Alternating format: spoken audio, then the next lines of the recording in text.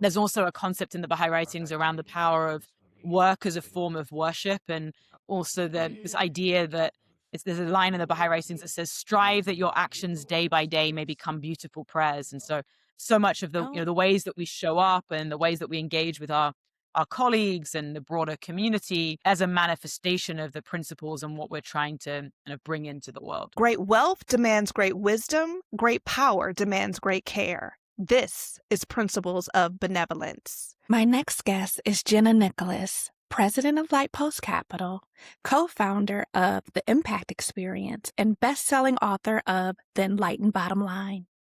Jenna has backed over 3 unicorns, and she led a coalition of over 170 foundations, which moved $50 billion out of fossil fuels and into impact solutions. What I love about Jenna is that she doesn't separate her spiritual life from her professional life.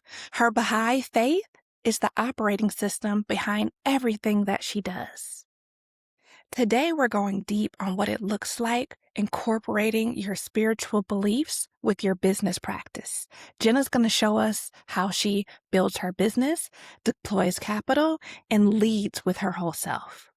Jenna, thank you so much for joining me today on the show. It's wonderful to be here. Thanks so much for the opportunity. Yeah, I am a woman of faith, and so I'm excited to dig into everything spirituality and your new book and how you're merging the principles of your faith with business and investing. I love that. Wonderful. I really appreciate the opportunity to be here.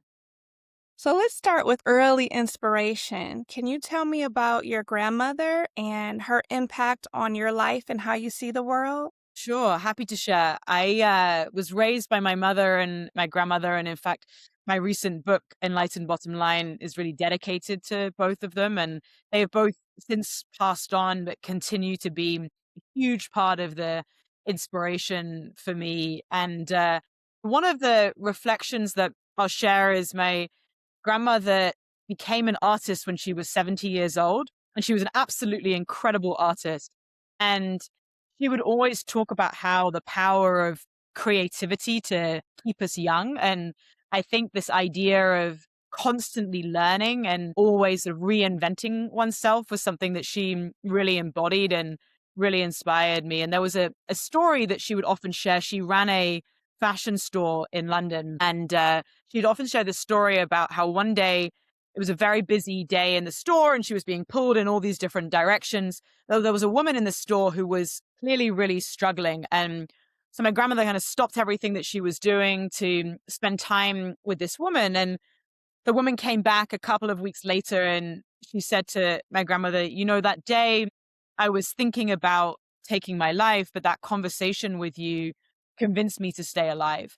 And my grandmother would share this and say, if there's nothing else that I do in my life, but I had created this space for this woman to process everything that was going on for her, that's enough. And I often come back to that story, and it's such a source of inspiration for so often. I think we can think about these big things that we're trying to do with our lives, and it often is these daily interactions and how we show up for people that is sometimes the most meaningful.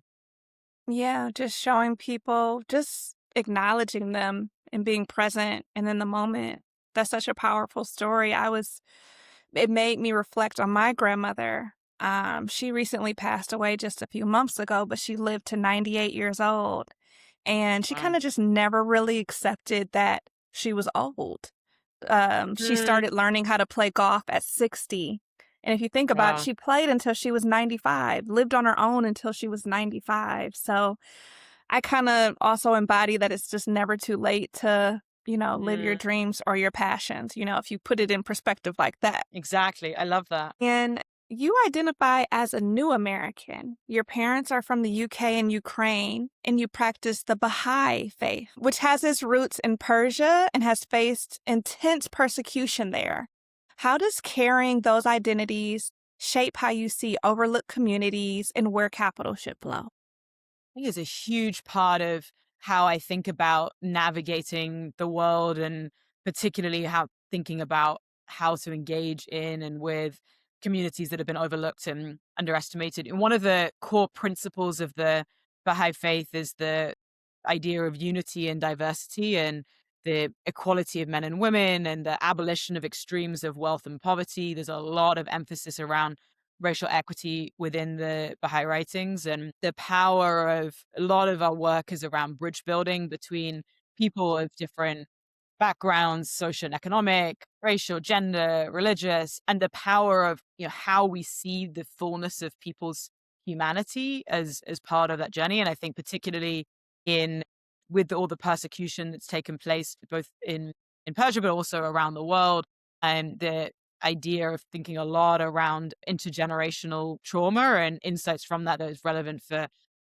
other groups from around the world. And I think a lot about this line from Father Gregory Boyle, where he talks about engaging at the margins until the margins disappear. And I think so much of my work is around how do we go about doing that. And there's also a concept in the Baha'i writings around the power of work as a form of worship, and that also this idea that there's a line in the Baha'i writings that says, "Strive that your actions day by day may become beautiful prayers." And so much of the ways that we show up and the ways that we engage with our colleagues and the broader community as a manifestation of the principles and what we're trying to bring into the world. And where did you get connected so deeply with your faith? So my mum became a Baha'i in her early 20s. So I first learned about the Baha'i faith from my mother. I took part in a program from the ages of 12 to 15. It was called Transformation for Peace. And it was with young people from all around the world. And it was inspired by the Baha'i teachings. And it was all about reflecting on our values and place in the world and of why we do what we do. And I was really drawn to so many of these principles that we've talked about. And it really, what does it mean to embed these principles also around the harmony of science and religion? And one of the core principles is also that the underlying spiritual teachings of all religions are the same. And how do we get back to the core of what religion is seeking to do in the world? And the root of the word religion comes from the Latin relegare, which means to reunite. And it's just really drawn to that concept of, how are we creating these ever widening circles to engage around some of these themes. So from quite a young age was really drawn to the principles, and it's been a kind of ongoing source of inspiration throughout much of my life since. Yeah, I agree that the core of most religions are be a good person, be nice to other people, make the world Right. a better place. I feel like people get scarred by religion from Mm, interactions with people who are imperfect, right. imperfectly Yeah. trying to embody these values. But I'm so glad that you're trying to bring these principles to the forefront, because I think Mm, at the core, that's what we all should be striving for. It's just mm, how we can make the world a better place and be nice to each other. exactly. Like the golden rule, right? Yeah, Exactly. exactly. Okay, so let's talk about your work some. I know that you were able to apprentice under Wayne Silbey. He's a pioneer in the impact investing field, and he was the founder of Calvert. So can you talk to us about what are some of the lessons that you took away from that experience and what you carry with you today? Yes, I feel so privileged to had the opportunity throughout my career to collaborate with Wayne and still collaborate to this day. And one of the stories that I often reflect on, Wayne actually wrote the forward of my book, and I share this story, and the book was actually a big part of the inspiration for putting together a book. Is he had an experience in the late 1970s when they first started Calvert, and they started it initially just as a money market fund, and they were doing quite well financially. And Wayne went to a Buddhist retreat, and at the retreat, they had them reflect on what would it say on your tombstone. And his reflection was, it would say, the man that made 2% more than the next man. And his reflection was, this isn't really the legacy that I want to be leaving. And so he went back to his colleagues and said, we need to make this socially responsible. And it's now a $45 billion firm and really been a pioneer in this area of social responsible investing. And when I think about that story, I really think about this idea of how do we take transformational moments that happen in our lives and translate them into organizational practices that can really create this systemic changes in the world. And Wayne is always visionary in thinking about sort of 5 steps ahead than many of the rest of us. And I think this ability to be able to have that vision and then build teams around him and around us that can help to execute and like, bring so much of that into reality. And I think he's done that both with Calvert, but with many other organizations in the sector, and continues to be a big source of inspiration. I love that. I recently became a mom, and I think that's been one of those kind of transformational experience for me. Like when I look at my son, I think about like what can I do that when he's older, like it's a good example for him and something Mm, that can make him proud and help to model how he should live his life and think about, mm, marrying his career with also with purpose. So mm. I love that. Congratulations. thank you.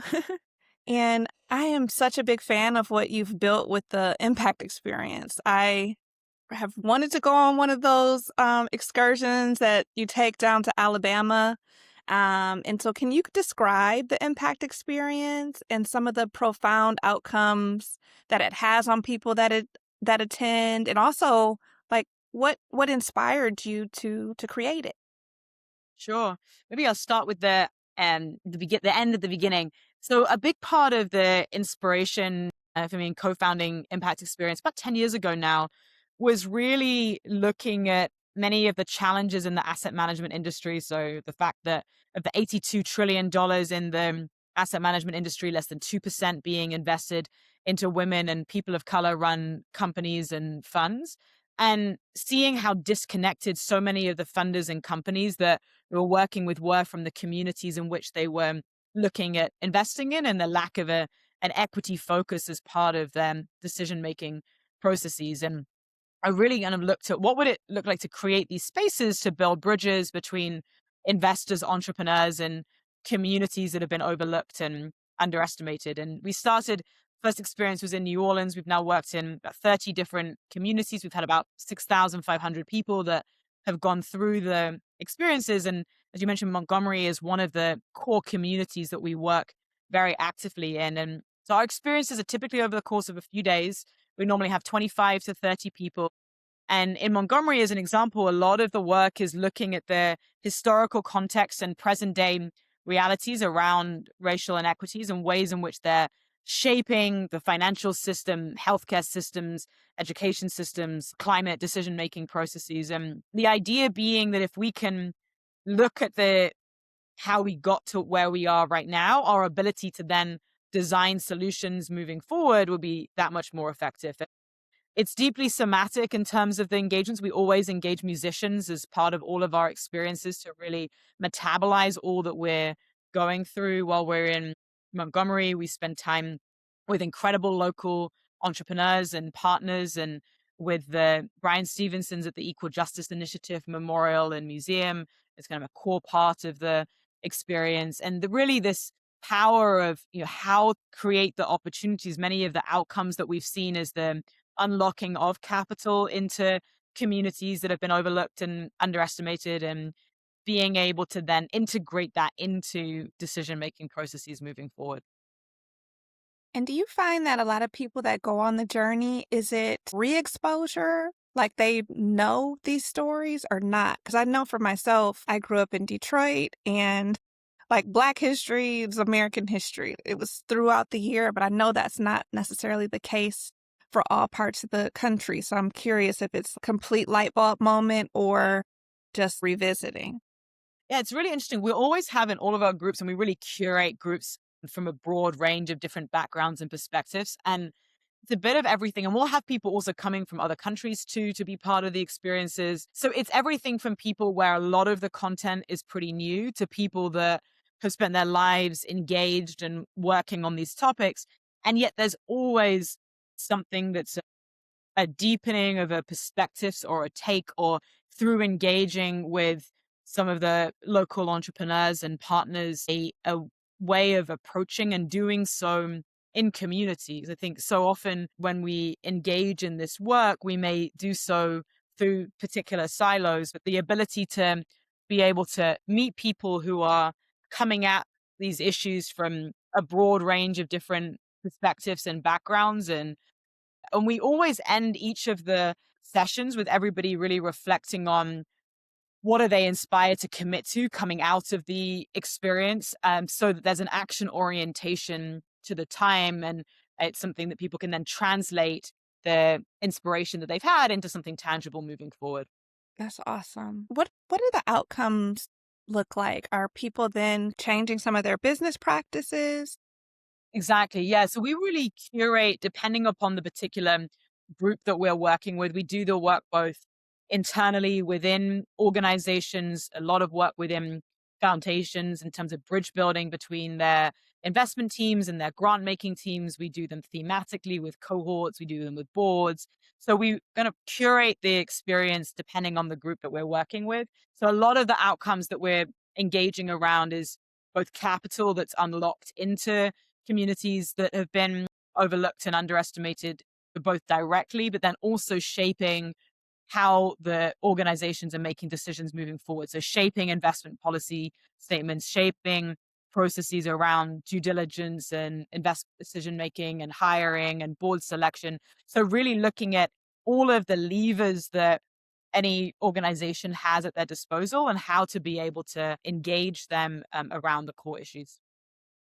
After George Floyd's murder in 2020, I feel like the white gaze was forced onto racial injustice, and you saw millions move from corporations to investment firms. And now everyone is deliberately looking away. DEI is now a cuss word.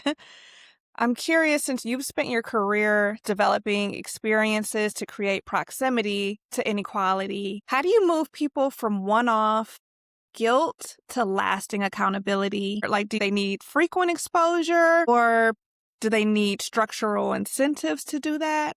Just kind of brainstorming. You might not have the answer, but I'm curious.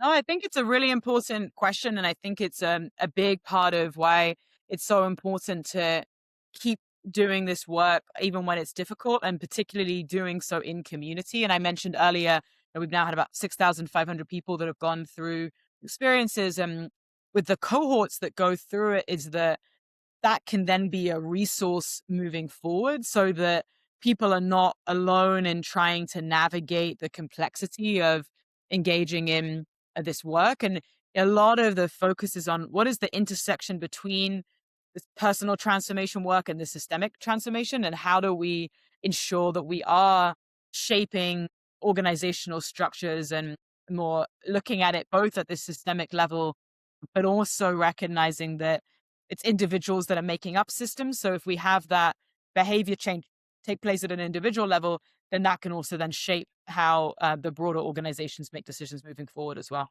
What I notice as a theme in your career is like you help people that are stewarding great resources move more towards purpose. And it seems like you're great at convening people and helping them to have peer dialogue. So I wanted to talk about the effort that you led to coordinate 170 foundations representing 50 billion to shift capital away from fossil fuels.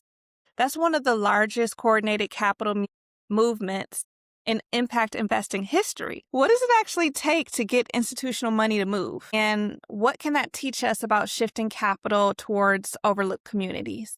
I think it's exactly as you mentioned around this peer-to-peer aspect as being such an important aspect of it. We really found that the more that we could equip trustees, program officers, CEOs to have the talking points to then be able to engage their peers and be inspired to want to engage their peers and have the toolkits and the frameworks and the language to be able to make that case, and to also, and I think this applies across a broad range of issues, but to be able to make the case both financially as well as the social and environmental case. So being able to have the right tools depending upon the particular partner that was being engaged around. And we particularly found, so our work was really focused around how do we ensure there's an alignment between the investments that foundations are making and their grant making. And this being a big issue, because historically often what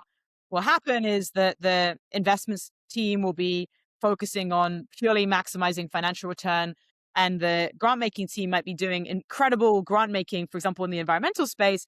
And then you have investments that are being made in the fossil fuel industry that are undercutting some of the grants that are being made. That lack of alignment was something that was really important to engage people around. And we had the Rockefeller Brothers Fund came on board, and that was really powerful in terms of, and a lot of our work more broadly is around intergenerational wealth transfer and engaging with next generation who are looking at investing in a way that is more socially responsible. But many of the descendants of John Rockefeller who had made his money in the fossil fuel industry said that if John Rockefeller were alive today, given he was always at the forefront of innovation, he would have also been supportive of these more innovative renewable energy solutions. And I think the power of having the Rockefeller Brothers Fund come on board was a huge part of the catalyst then for other foundations to also follow suit. So I think looking at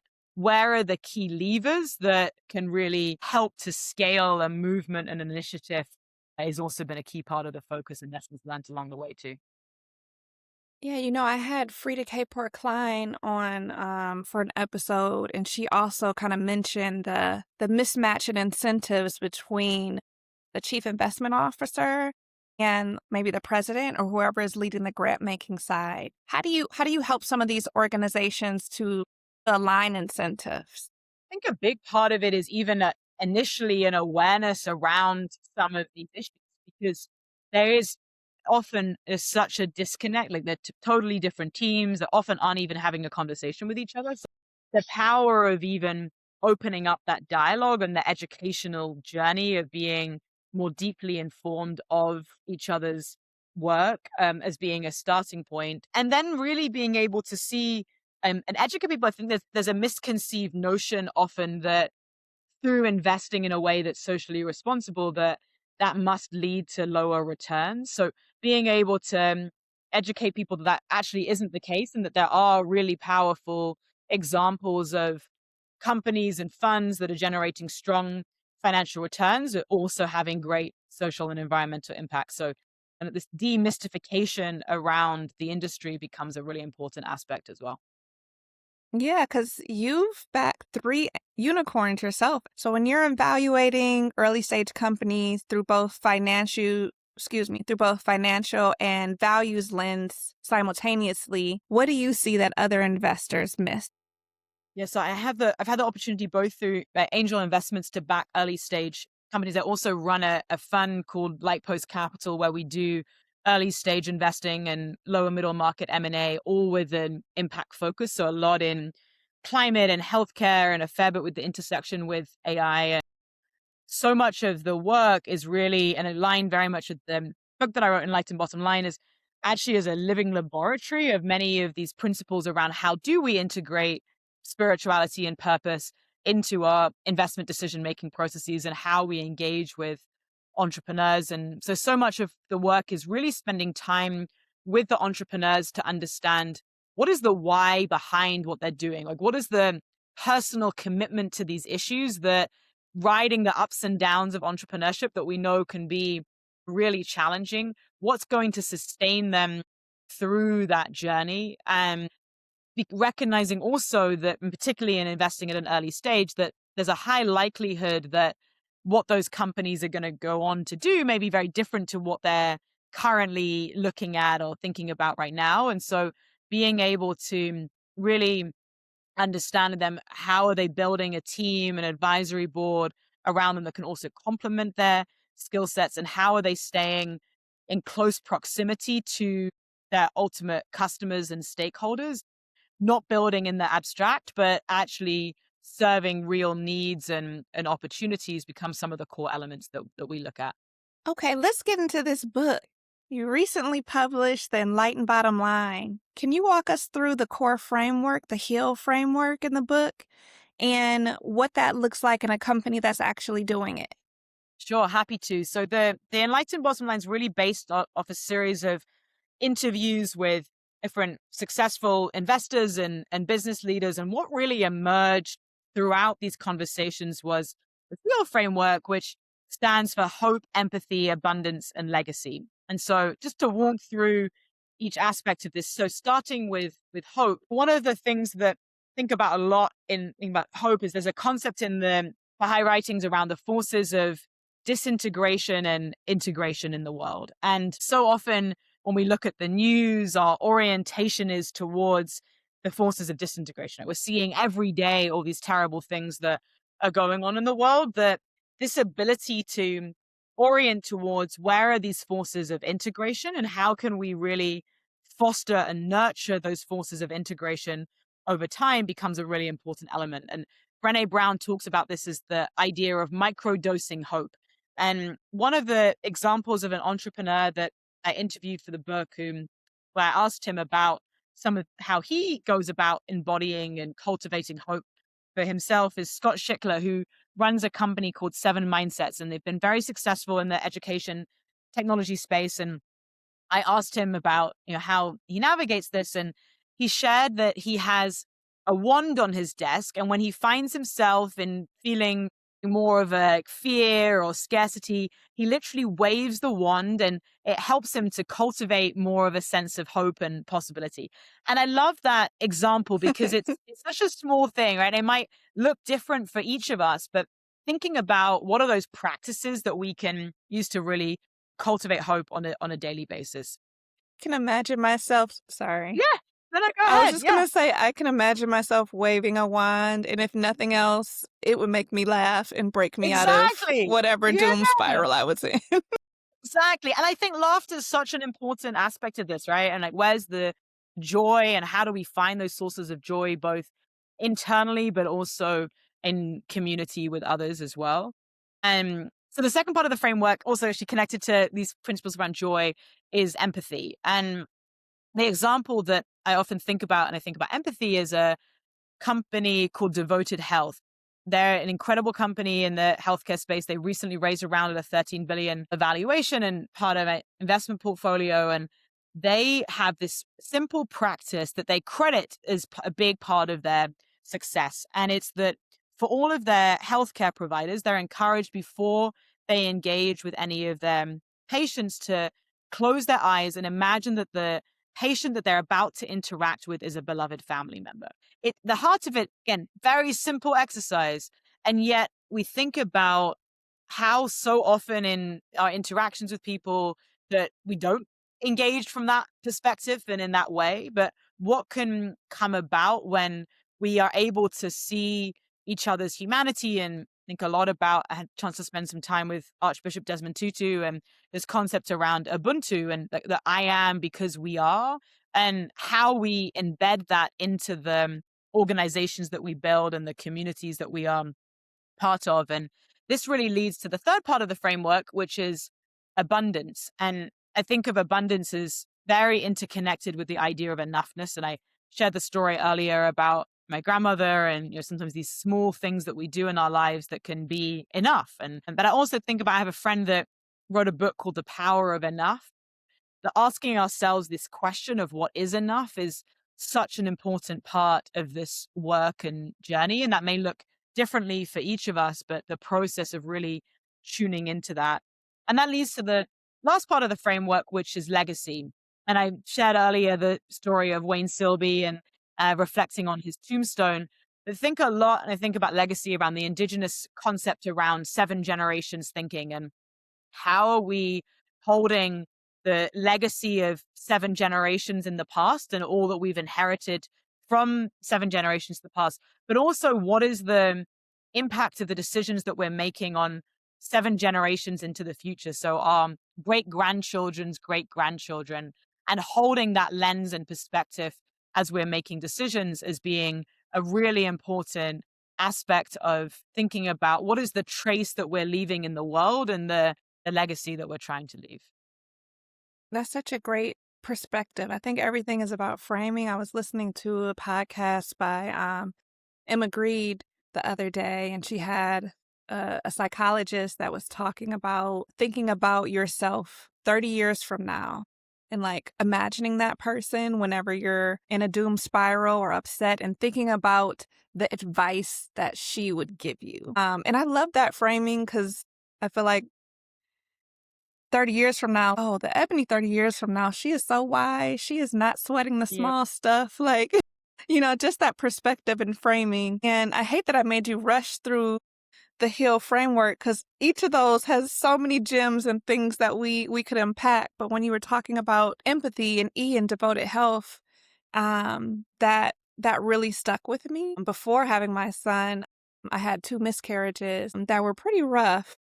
Mm. But I can remember just going to the hospital and having some interactions that were just terrible. And I'm somebody with really high emotional intelligence, so I can, really put myself in other people's shoes and kind of understand their perspective. And it just really was kind of light bulb moment for me of like, this is their job. Like, I am just Me. like their 2 o'clock meeting, Mm. which is hard when you're going through such a fragile time in your life.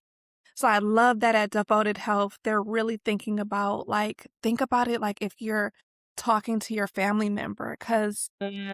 it's probably unfair to say this, but I think it's hard for when you're dealing with someone's health to just treat it like your 2 o'clock meeting, because that could be life or death for that person. You know what I mean? Yeah, totally.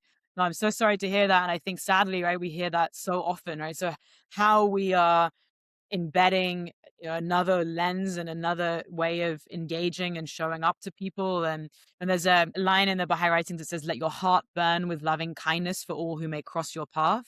And I think that's such a powerful frame of what would it look like if we were to truly engage from that place and perspective, and what could that lead to, both in terms of better health outcomes, at better organizations that we're building, and a more flourishing society.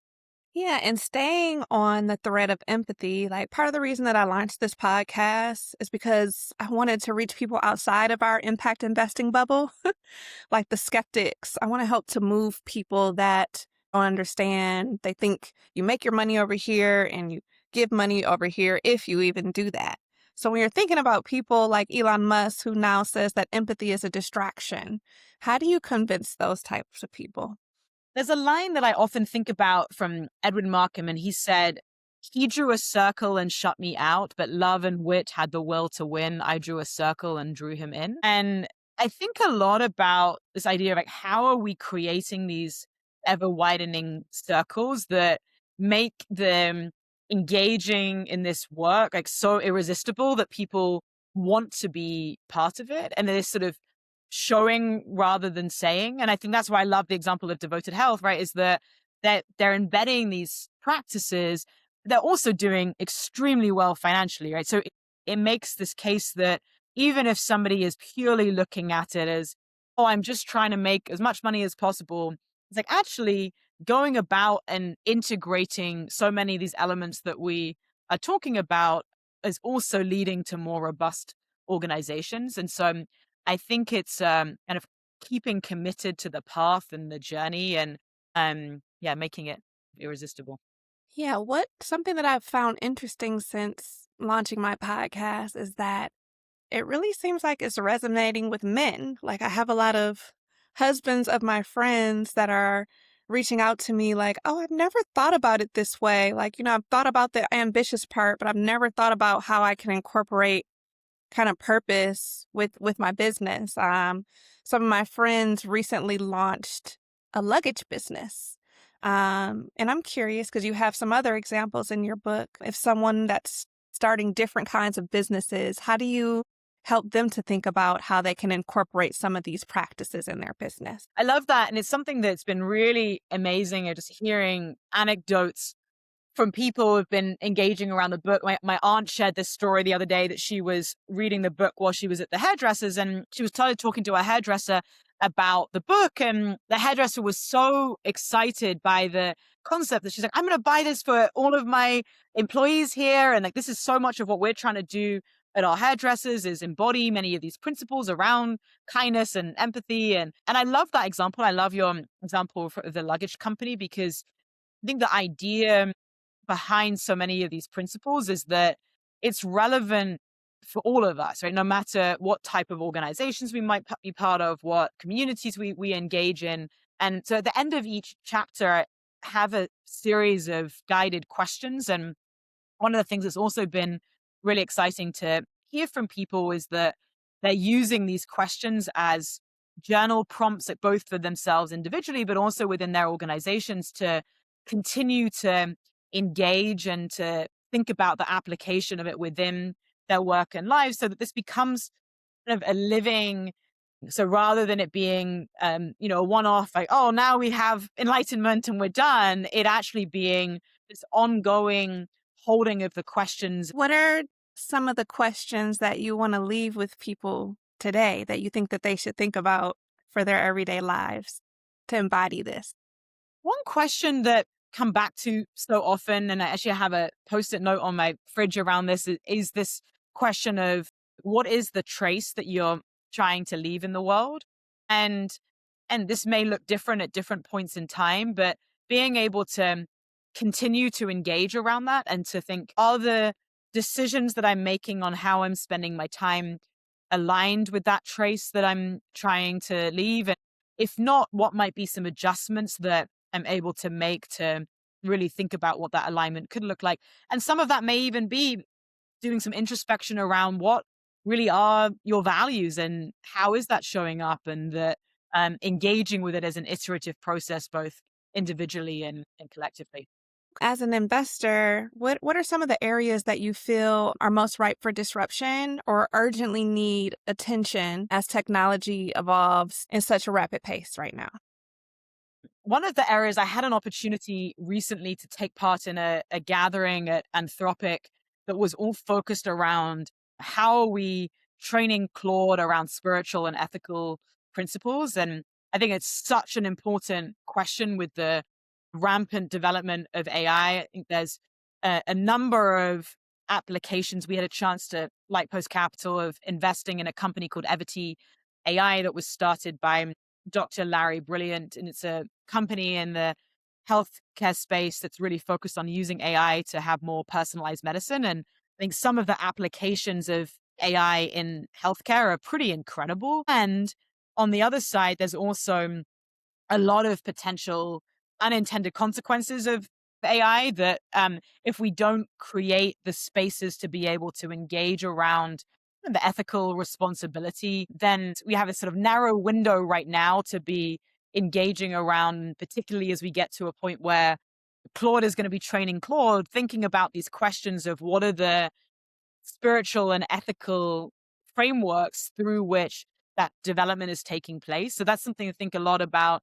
Think a lot about with the data centers build outs. How are we thinking about questions around the intersection of climate and AI, and what are more renewable energy powered opportunities for the build out of data centers? So, really thinking about both this AI for good and the applications there, but also mitigating against the potential negative impacts as well.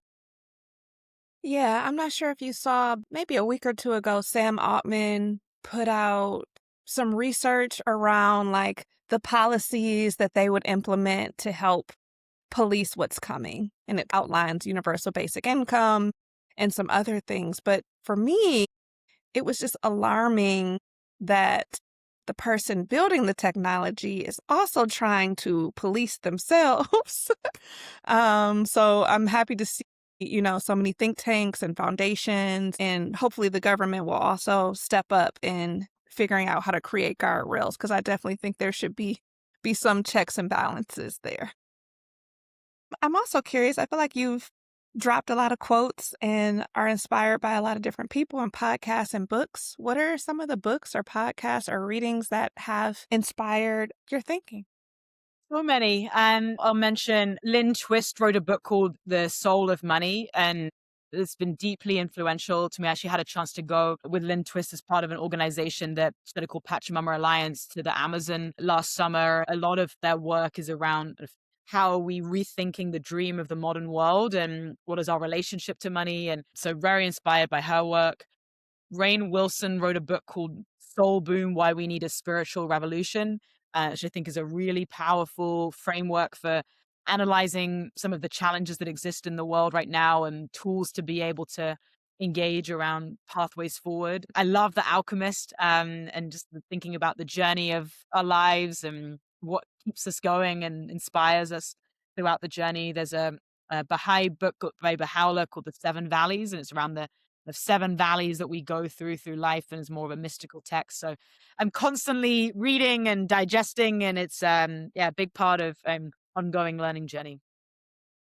And I have hope for your vision of the future if we're able to move towards combining spiritual with business practices. What do you think that will look like if we're able to do that successfully? I think a big part of it is normalizing conversations like the one that we're having today. So many people mentioned earlier, and I interviewed them for the book, that they would come back to this idea of like, oh, I wish I could talk about this, and it's such an important part of my life. And I think the more that we can normalize that, the ability to then have these spiritual and ethical principles grounded in organizations of all different sizes, that I think can truly create some of the shifts that we're seeking to create in society, whether it is around addressing these huge challenges within the asset management industry of the less than 2% of $82 trillion being invested in women and people of color run companies and funds, or the ways in which we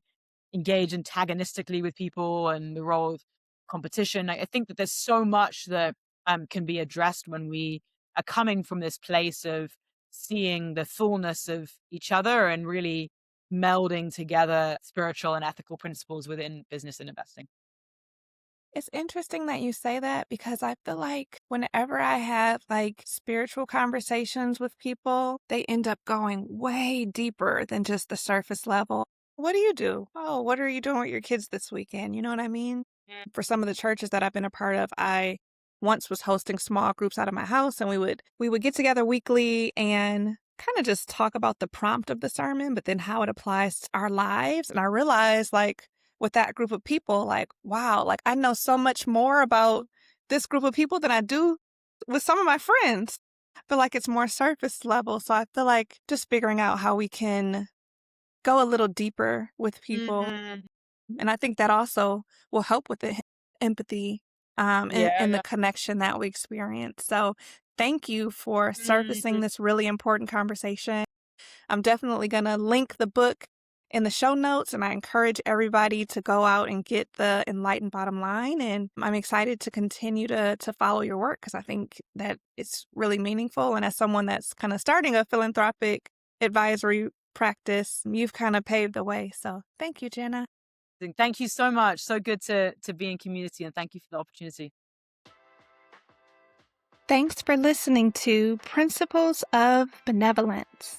If you like the show, please subscribe, rate, and review on Apple or your favorite platform to listen to podcasts. And as an act of benevolence, share with an ambitious friend who wants to build a life with purpose in mind. You can find me at Principles of Benevolence on IG, LinkedIn, and YouTube, and principlesofbenevolence.com. Until next time.